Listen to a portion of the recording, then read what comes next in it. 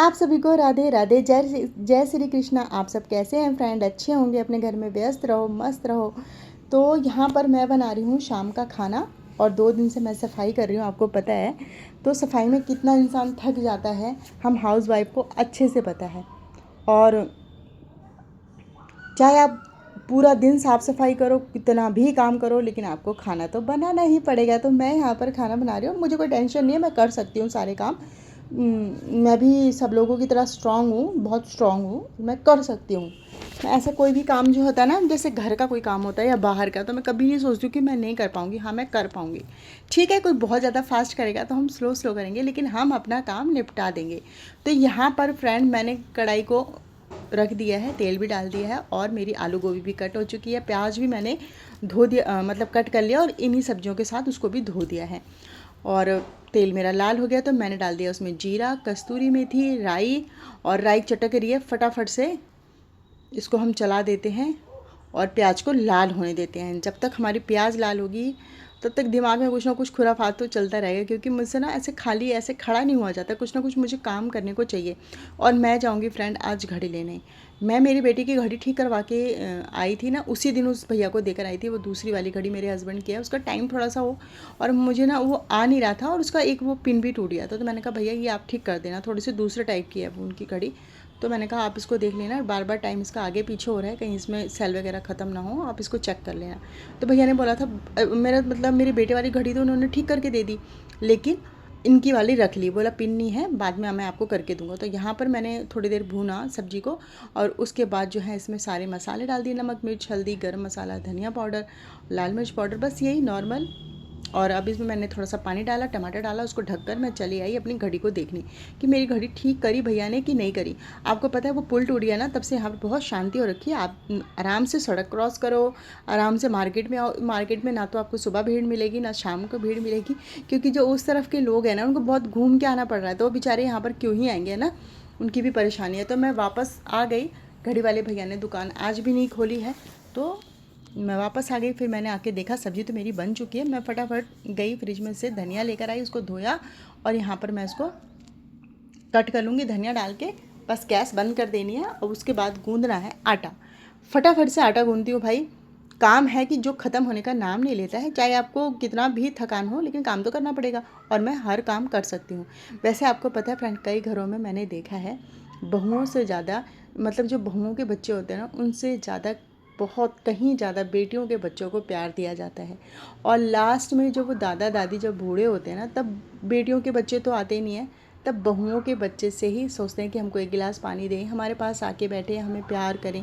लेकिन जब उनको प्यार की ज़रूरत होती है, आपके स्नेह की ज़रूरत होती है, आपके पास बैठने की ज़रूरत होती है, तब आप क्या करते हो?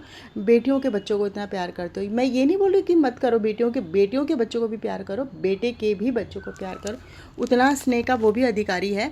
लास्ट में आपको पता है बहू ही काम आती है, बेटा ही काम आता है, बहू बेटे के बच्चे ही काम आते हैं। लेकिन कुछ घरों की ऐसी आदत होती है ना, मैंने देखा भाई, बेटियों के बच्चों को इतना सर पे चढ़ा के रख देते हैं। और वहीं अगर गलती से, मतलब गलती से बहू के बेटी बेटी है तो फिर और भी बहुत बड़ी दुर्गति हो जाती है। सच में आज भी हमारे देश में लोगों की सोच नहीं बदल रही है और मुझे लगता है कभी बदलेगी भी नहीं।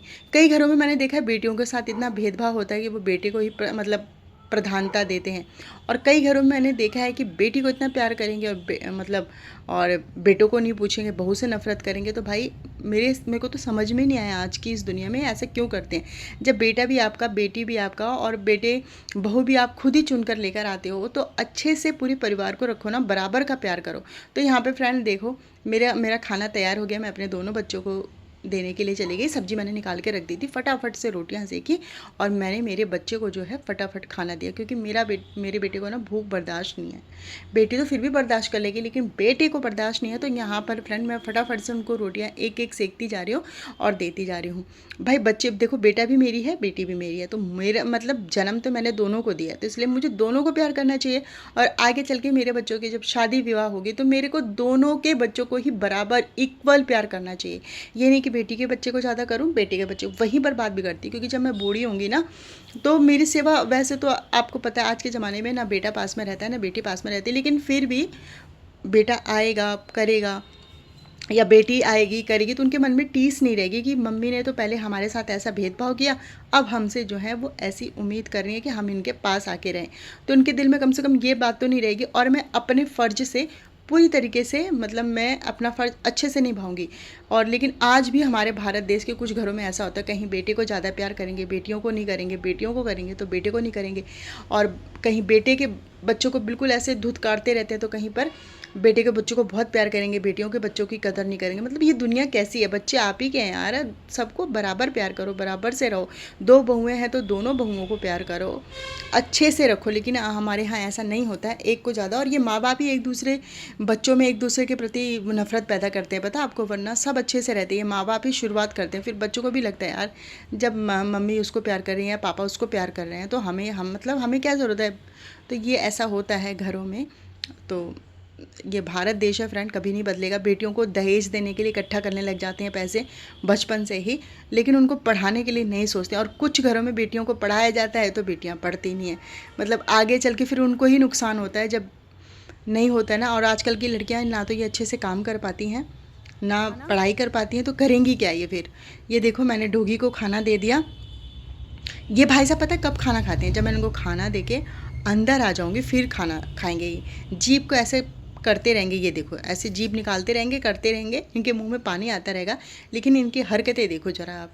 और ये देखो फ्रेंड, मेरा परिजात का पौधा इतना छोटा था और इतना बड़ा हो गया। पता है एक्चुअली मुझे पता भी नहीं था कि परिजात का या फिर हरश्रृंगार जो भी बोलते हैं इसको, दो नाम है, परिजात और हरश्रृंगार। फूल देखिए आप कितने सुंदर फूल है। और ये पौधा नन्हा सा बहुत, इसमें सिर्फ दो पत्तियां थी। मेरे बच्चे को स्कूल से मिला था कि आप लोग इसको गमले में ले जाके लगाइए।